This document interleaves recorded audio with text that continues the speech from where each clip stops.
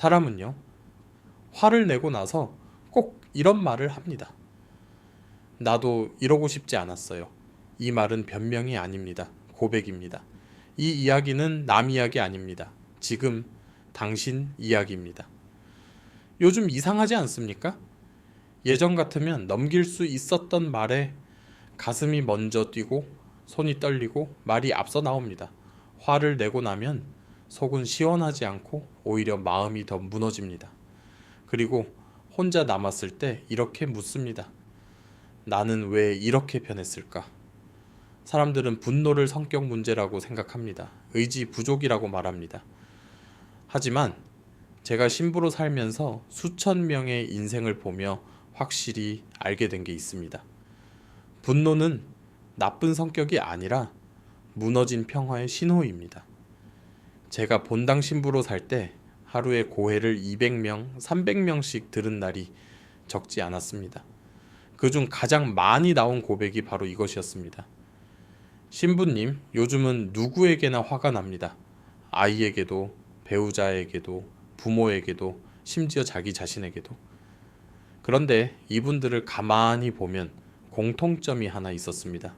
그들은 화를 내고 싶어서 화내는 게 아니었습니다. 이미 안에서 너무 오래 참고 있었던 겁니다. 어느 날 한 중년 여성이 울면서 찾아왔습니다. 겉으로 보면 아주 성실한 분이었습니다. 가정도 지키고 일도 하고 신앙도 놓지 않았습니다. 그런데 입을 열자마자 이렇게 말했습니다. 신부님, 요즘은 아무한테나 짜증이 나요. 저는 그분께 바로 묻지 않았습니다. 왜 화가 나는지, 누가 잘못했는지. 대신 이렇게 물었습니다. 요즘 마지막으로 편안했던 날이 언제입니까? 그분은 한참을 말하지 못했습니다. 그리고 조용히 고개를 숙였습니다. 기억이 안 나요. 이 한마디가 모든 걸 말해주고 있었습니다. 사람은요, 마음의 평화가 무너지면 그 자리를 분노가 대신 채웁니다. 분노는 원래 주인이 아닙니다. 대체물입니다.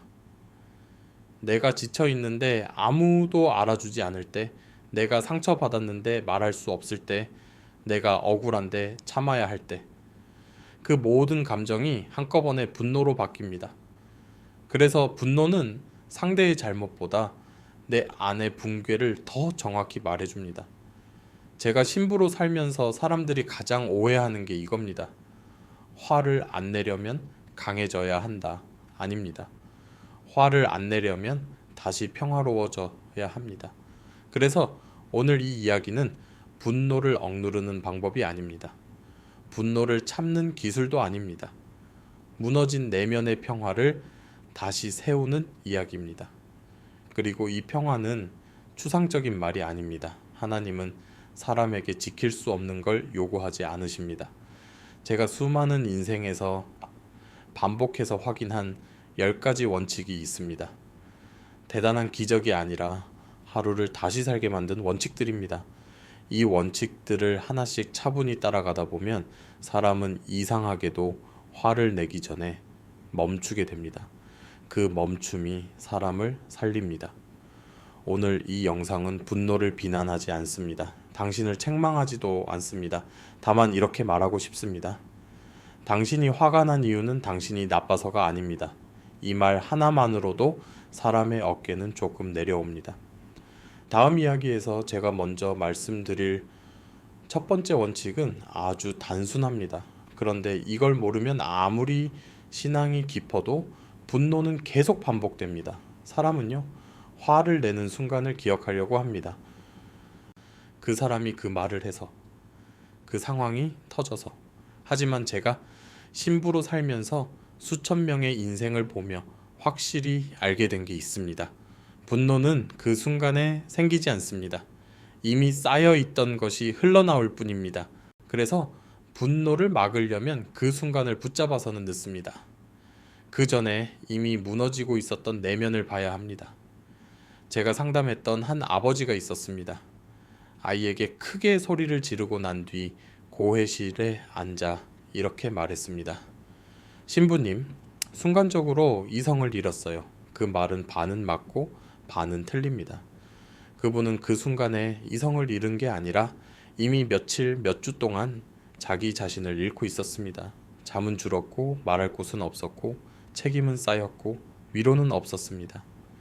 분노는 그 모든 무게를 대신 말해준 것입니다.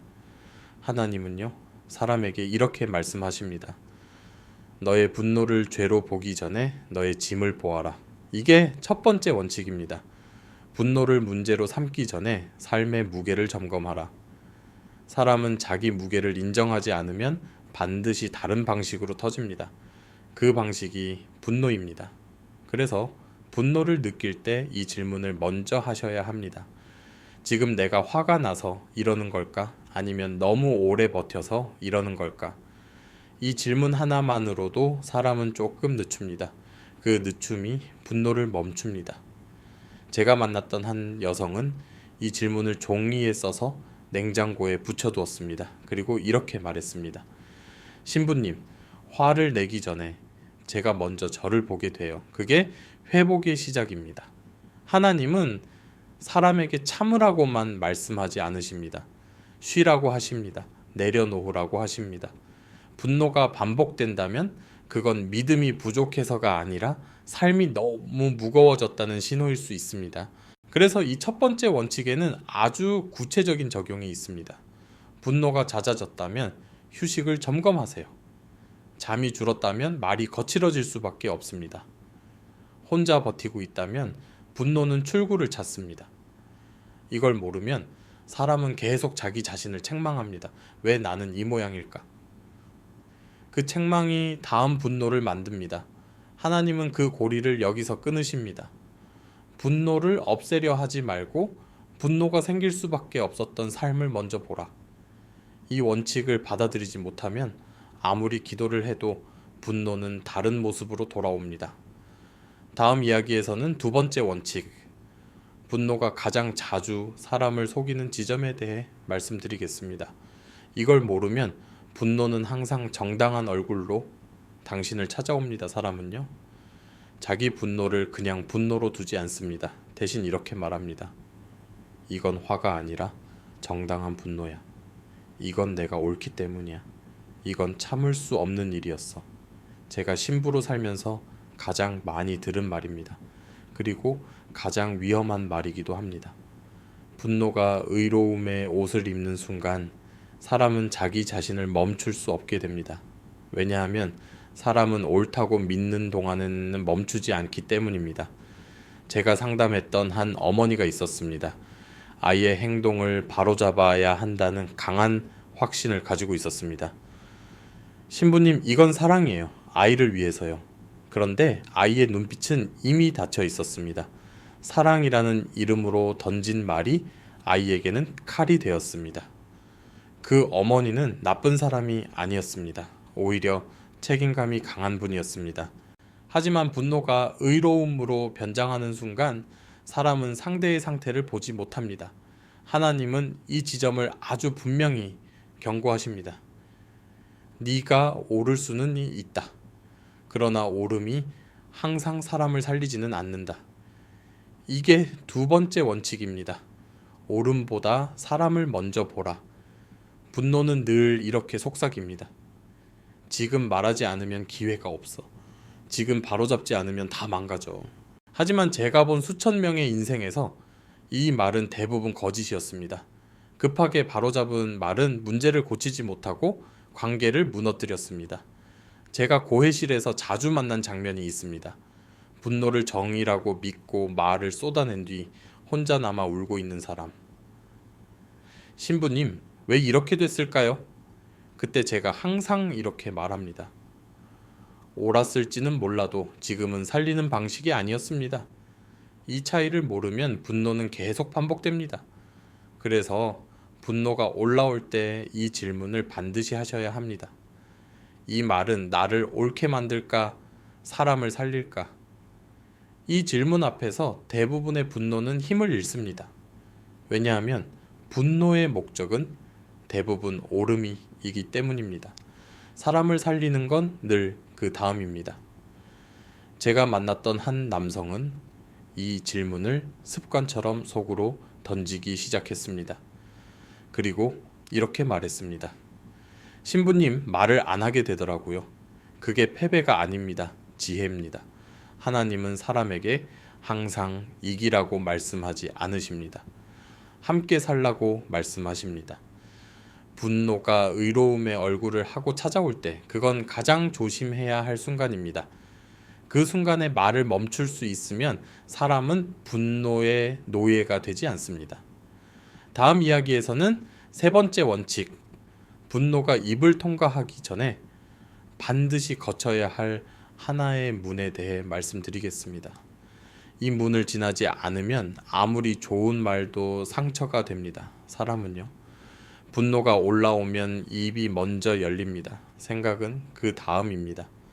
그래서 분노로 인한 상처는 대부분 말에서 시작됩니다. 제가 신부로 살면서 가장 많이 들은 후회가 바로 이것입니다. 신부님, 말만 안 했어도 이렇게까지는 안 됐을 텐데요? 맞습니다. 문제는 분노 그 자체가 아니라 분노가 아무 검문 없이 입을 통과했다는 것입니다. 그래서 하나님은 사람에게 아주 단순한 문 하나를 지나가게 하십니다. 이 문을 통과하지 못한 말은 입 밖으로 나오면 안 됩니다. 그 문은 이 질문입니다. 이 말을 하고 나서 관계가 더 좋아질까? 아니면 더 멀어질까?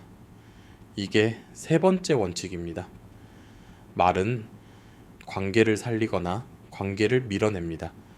중간은 없습니다. 제가 상담했던 한 부부가 있었습니다. 아내는 항상 이렇게 말했습니다. 저는 그냥 제 마음을 말했을 뿐이에요. 그런데 남편은 점점 말을 잃어갔습니다. 아내의 말은 거짓이 아니었습니다. 감정도 진짜였습니다. 하지만 그 말이 관계를 살리지 못했습니다.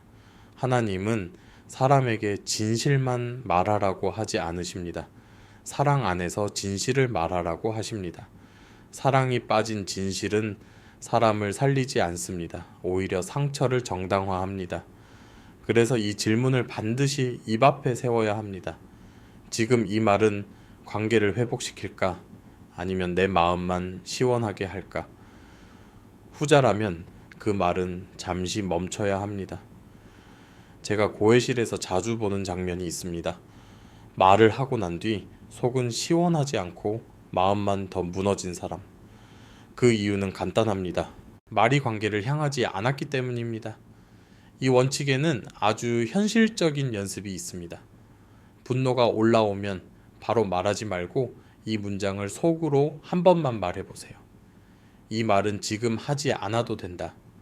이 문장은 침묵을 강요하지 않습니다. 타이밍을 돌려놓습니다. 지금이 아니어도 되는 말은 대부분 조금 지나면 형태가 달라집니다. 말이 형태를 바꾸면 사람을 찌르지 않습니다. 제가 만났던 한 아버지는 이 연습을 꾸준히 했습니다. 그리고 이렇게 말했습니다. 신부님, 화를 안 내는 게 아니라 말을 늦추는 것뿐인데 집이 달라졌어요. 그게 기적입니다. 분노를 없애는 게 아니라 통과시키는 문을 세운 것입니다. 하나님은 사람을 침묵시키지 않으십니다. 사람을 살리는 방향으로 말하게 하십니다. 이 문을 말 앞에 세우기 시작하면 분노는 점점 힘을 잃습니다. 다음 이야기에서는 네 번째 원칙, 분노가 반복되는 진짜 이유에 대해 말씀드리겠습니다. 이걸 모르면 아무리 말을 조심해도 분노는 다시 돌아옵니다. 사람은요, 같은 일에 같은 방식으로 계속 화를 냅니다. 그래서 스스로에게 이렇게 말합니다. 나는 원래 화를 잘 내는 사람이야. 하지만 제가 신부로 살면서 수천 명의 인생을 보며 확실히 알게 된 게 있습니다. 반복되는 분노는 성격이 아니라 말해지지 않은 상처의 다른 이름입니다. 사람은 상처를 말하지 못하면 분노로 말합니다. 상처는 연약해 보이기 때문에 숨기고 분노는 강해 보이기 때문에 앞에 씁니다. 그래서 분노는 자주 방패처럼 사용됩니다. 제가 상담했던 한 중년 남성이 있었습니다. 회사에서는 늘 참는 사람이었고 집에서는 작은 일에도 폭발했습니다. 그분은 자기 자신을 이렇게 설명했습니다. 신부님, 저는 집에서만 이상해져요. 이상한 게 아닙니다. 집은 상처가 가장 안전하게 나올 수 있는 자리이기 때문입니다. 그분의 분노 뒤에는 이 말이 숨어 있었습니다. 나는 늘 무시당했다. 내 이야기는 아무도 듣지 않았다. 하지만 그 말은 한 번도 입 밖으로 나온 적이 없었습니다. 그래서 분노가 대신 말했습니다. 하나님은요. 사람의 분노를 가만히 보면 이렇게 말씀하십니다. 너는 화가 난 게 아니라 아프구나. 이게 네 번째 원칙입니다.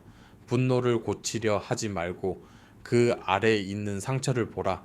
이 원칙을 모르면 사람은 계속 겉만 고칩니다. 말투를 바꾸고 표정을 숨기고 화를 참습니다. 하지만 상처는 그대로 남습니다. 그래서 조금만 흔들려도 분노는 다시 올라옵니다. 이 원칙에는 아주 조용한 실천이 하나 있습니다. 분노가 반복될 때 이 질문을 자기 자신에게 해보세요. 내가 지금 화가 난 게 아니라 어떤 상처가 다시 건드려진 걸까? 이 질문은 사람을 약하게 만들지 않습니다.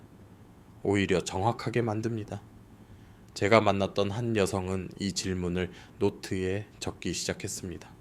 그리고 이렇게 말했습니다.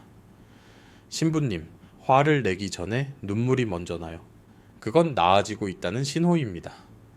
분노가 눈물로 바뀌는 순간 사람은 자기 자신에게 조금 솔직해집니다.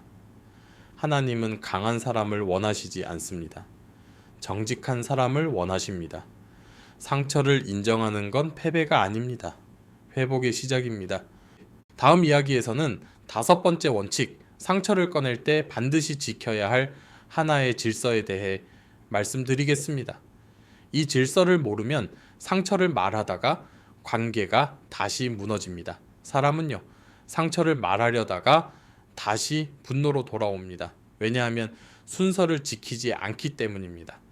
제가 신부로 살면서 상처를 말하다가 관계가 더 무너진 장면을 수없이 보았습니다. 사람들은 이렇게 시작합니다. 당신이 그때 그렇게 말해서 내가 이렇게 됐잖아. 이 말은 상처의 고백처럼 보이지만 사실은 책임을 던지는 말입니다. 그래서 상대는 듣지 않습니다. 방어부터 합니다. 하나님은 사람에게 상처를 숨기라고 말씀하지 않으십니다. 하지만 아무 순서 없이 쏟아내라고도 말씀하지 않으십니다. 이게 다섯 번째 원칙입니다. 상처는 나로 시작해서 나로 끝내라. 이 순서를 지키지 않으면 상처는 대화가 아니라 공격이 됩니다.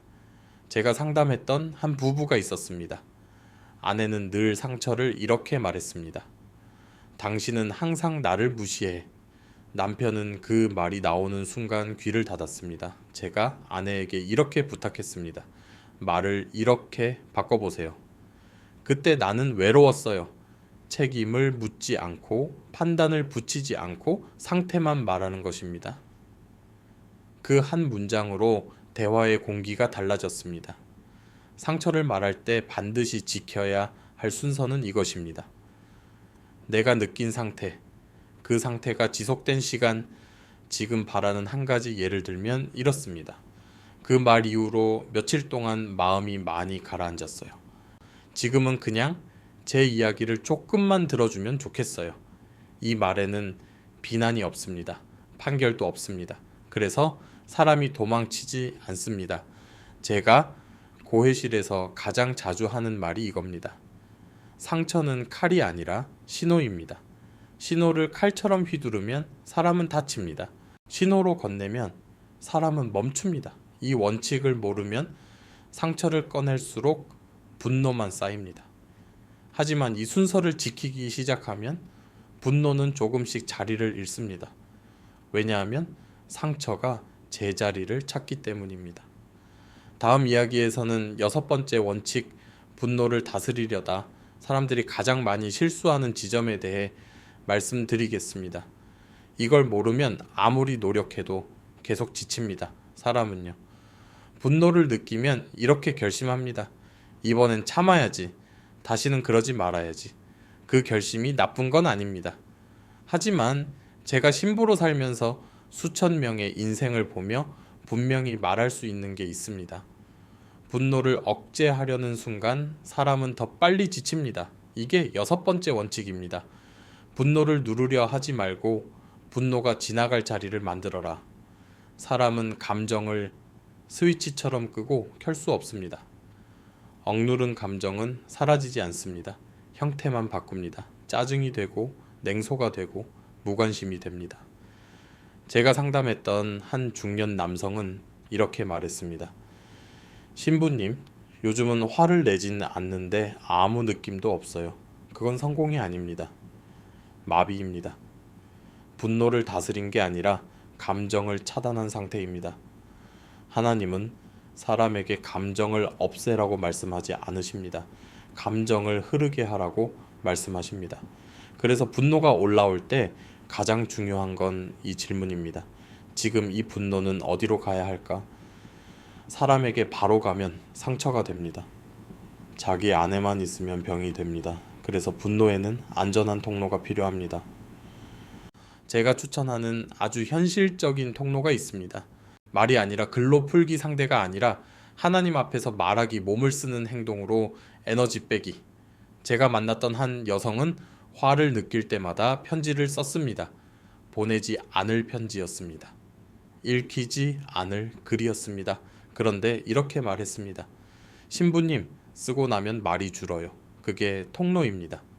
분노는 표현되지 않으면 사람을 해칩니다. 하지만 안전하게 빠져나오면 사람을 해치지 않습니다. 그래서 이 원칙을 꼭 기억하세요.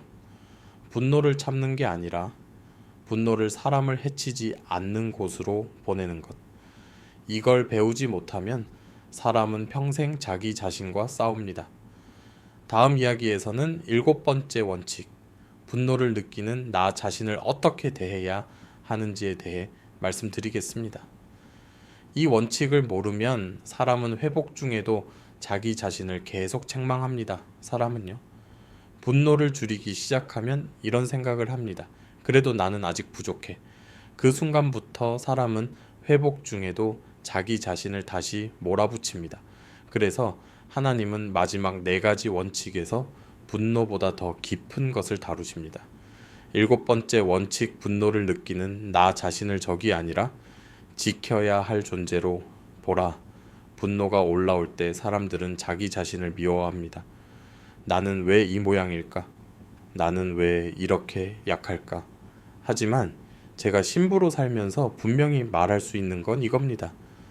분노를 느끼는 당신은 망가진 사람이 아니라 지친 사람입니다. 지친 사람에게 필요한 건 비난이 아니라 보호입니다. 그래서 이 말을 스스로에게 허락하세요. 지금의 나도 지켜줄 가치가 있다. 이 문장을 허락하는 순간 분노는 조금씩 힘을 잃습니다. 8번째 원칙, 완전히 평화로워지려고 조급해 가지 마라. 많은 사람들이 이렇게 묻습니다. 신부님, 언제쯤이면 화를 안 내게 될까요? 이 질문 자체가 사람을 지치게 만듭니다. 하나님은 사람에게 완벽한 평화를 요구하지 않으십니다. 어제보다 조금 늦게 화내는 오늘을 기뻐하십니다. 회복은 계단입니다. 뛰어오르는 게 아니라 한 칸씩 오르는 것입니다. 그래서 이 기준 하나만 기억하세요.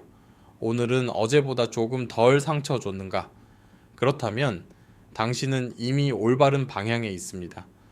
9번째 원칙, 분노를 완전히 없애려 하지 말고 분노가 머무는 시간을 줄여라.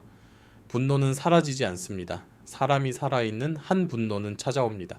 하지만 차이가 하나 있습니다. 머무는 시간입니다. 예전에는 하루 종일 분노에 잠겼다면 이제는 몇 시간, 몇 분으로 줄어듭니다. 이 변화는 아주 큽니다. 제가 만났던 한 남성은 이렇게 말했습니다.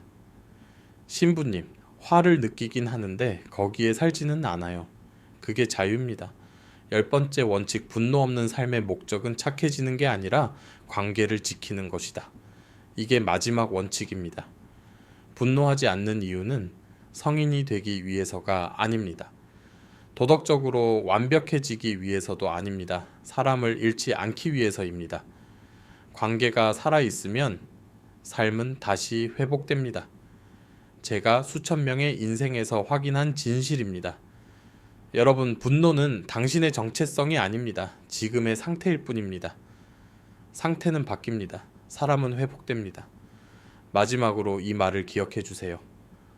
분노를 이긴 사람은 자기를 버린 사람이 아니라 자기를 끝까지 지킨 사람이다. 이 영상이 조금이라도 마음에 남았다면 댓글에 이 한 문장만 남겨주세요.